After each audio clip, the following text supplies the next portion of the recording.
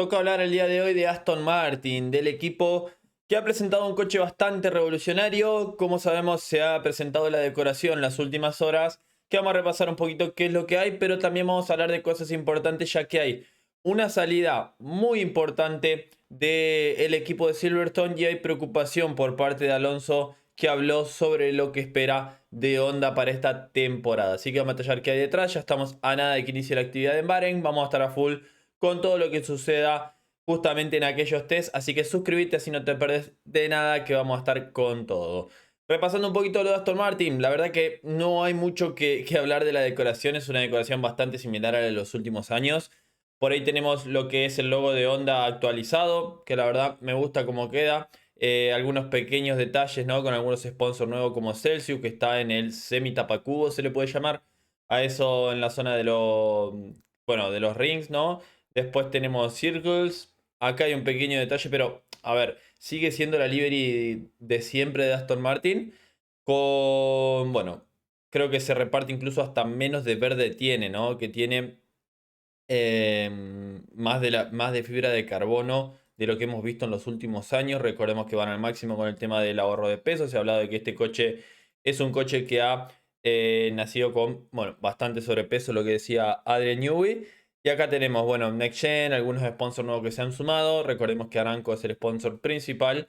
Pero bueno, tenemos el loguito de Honda. Como digo, me parece que, que es lindo el nuevo logo, como se ha modificado. Ah, no había visto el detalle de la bandera de Gran Bretaña. Un detalle justo con el logo de Aston Martin. La verdad que muy, muy bonito.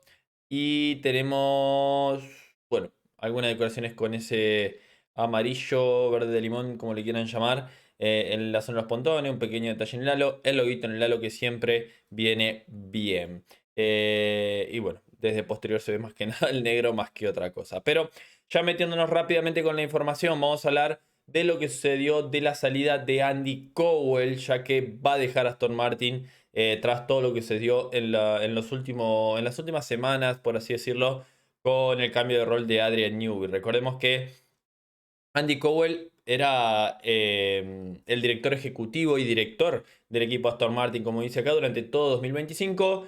A finales se lo vio que cambiaba su rol para que Adrian Newey sea el director del equipo. Y ahora se ha informado por parte de Planet F1 que está previsto que el británico abandone Aston Martin a finales de este año. Es lo que se dice, que por completo lo va a dejar, va a salir del equipo.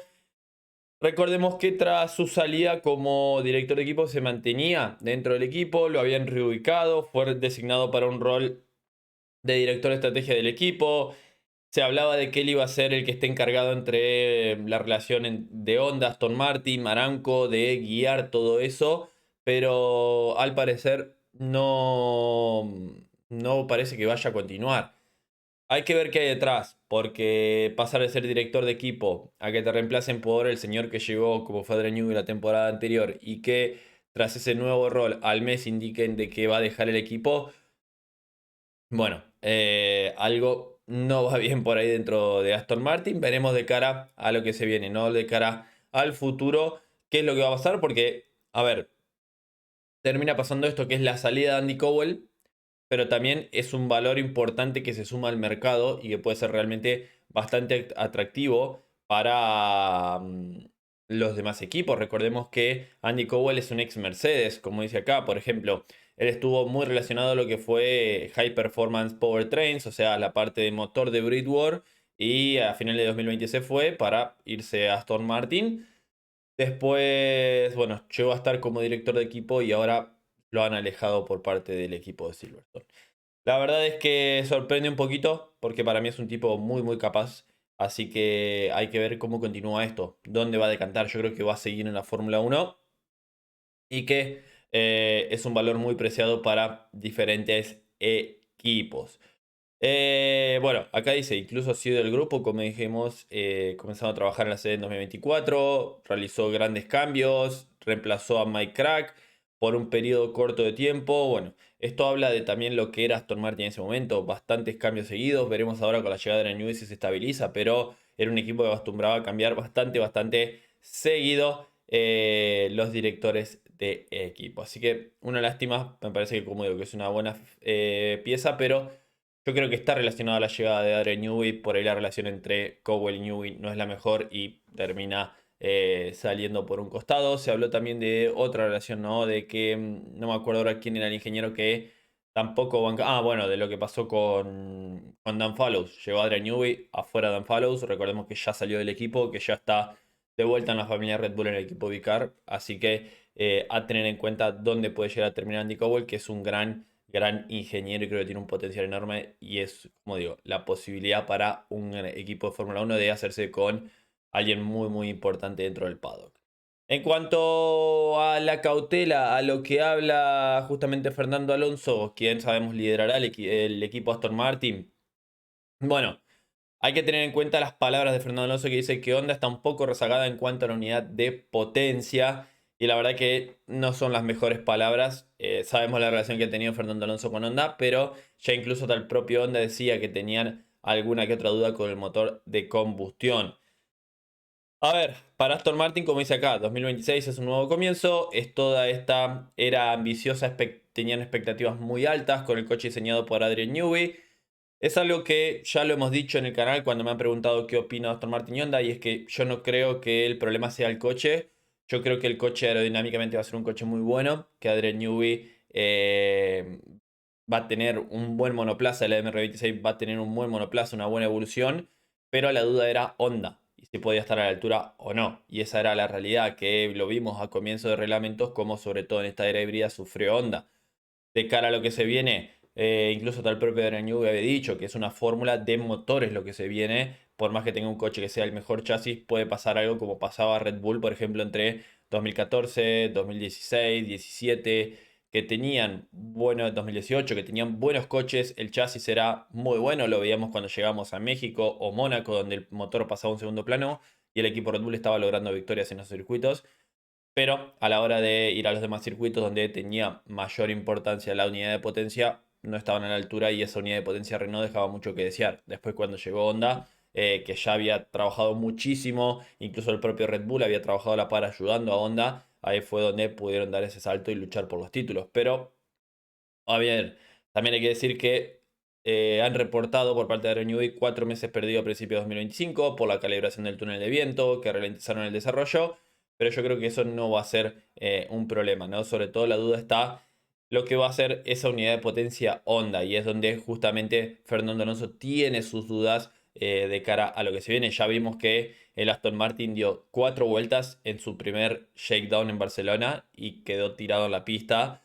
Y eso, si bien lo decíamos, es posible porque por ahí llegaron muy a las apuradas, podía llegar a pasar o alguna posibilidad había, la realidad es que no es lo mejor. Hemos rodado muy poco en Barcelona, dijo Alonso. No hemos tenido tiempo de hacer el shakedown antes de ir allí para que, a ver, para nosotros eran realmente los primeros kilómetros con el coche y ni siquiera estábamos llevándolo al límite. Teníamos que rodar a velocidad constante en las rectas, por eso recordemos lo de la luz azul, la famosa luz azul del monoplaza para avisar a los demás que iba lento. Hay varios factores que nos dificultan hacer una estimación y no le hemos prestado demasiada atención a lo que dice Fernando Alonso. Hemos encontrado cosas que mejorar de Barcelona a Bahrein. Algunas cosas tienen que ver simplemente con la comodidad en la cabina, la posición del asiento. Otras, en cambio, requieren una investigación más profunda, como mejorar la refrigeración y reducir las vibraciones. Ahí atento, porque si hay excesivas vibraciones, sí puede afectar a la unidad de potencia. Eso interesante.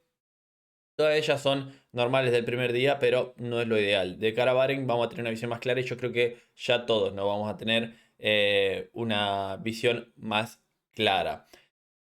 Acá es lo que decíamos, ¿no? Honda ha admitido cierto retraso en el desarrollo de la parte térmica del motor de combustión y esa es la gran duda. ¿Qué es lo que dijo Alonso sobre esto? Obviamente no tenemos mucha información, incluso con las limitaciones que teníamos en la recta al tener que conducir a velocidad constante y todo lo demás.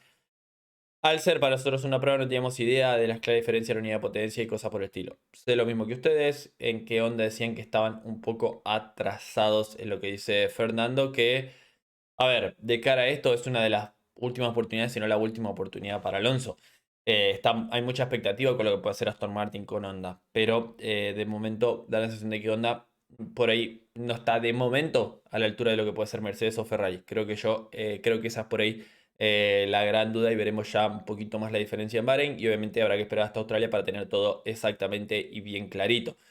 Pero es una carrera larga y estoy seguro de que, aunque partamos un poco por detrás, habrá tiempo de sobra para recuperar. La segunda parte de la temporada será mucho más importante que la primera. Desde mi punto de vista, ahí está lo que decía Alonso, ¿no? Por ahí no es cómo inicia, sino cómo vas desarrollando y cómo eh, logras esto. Pero también hay que tener en cuenta contra quién luchás. Va a estar luchando contra un Mercedes que a la hora de evolucionar unidades de potencia siempre ha marcado la diferencia. Lo único realmente especial este año que el ritmo de desarrollo será muy muy altos. Eso también. Hay mucho margen de desarrollo para el coche, mucho margen de desarrollo para las unidades de potencia que se van a desarrollar, a diferencia de temporadas anteriores que estaban congeladas, ¿no? Cuando Honda presionó, había llegado más o menos al nivel de Mercedes, presionó para que se congelasen y pasó eso. Por eso no estoy demasiado preocupado por Bahrein o por las primeras carreras, creo, del campeonato. Y por lo tanto, el hecho de tener una buena o más o menos buena primera temporada se jugará un poco más en la segunda mitad del 2026, ¿no? Para nosotros es importante terminar con un buen conocimiento del coche. A partir de allí, pensar más en la carrera 7 o la 10 o la 12. Que esto también se hablaba, ¿no? De que Adrian Newey tenía un método o proyectado una evolución bastante agresiva y que los primeros paquetes de mejora del Aston Martin que van a llegar, como dice acá, la carrera 7 o 10 aproximadamente, ahí va a ser un gran cambio. Ya lo dijo el propio de Newby, que el coche que vimos en Barcelona va a ser diferente al de Australia y a su vez va a ser muy diferente al que termine el año en Abu Dhabi, así que se espera también un desarrollo bastante agresivo del monoplaza. Cierro por acá con este video, déjame en los comentarios qué opinás, suscríbete al canal, deja un me gusta y nos vemos en el próximo video de Motorsport Planet. Adiós.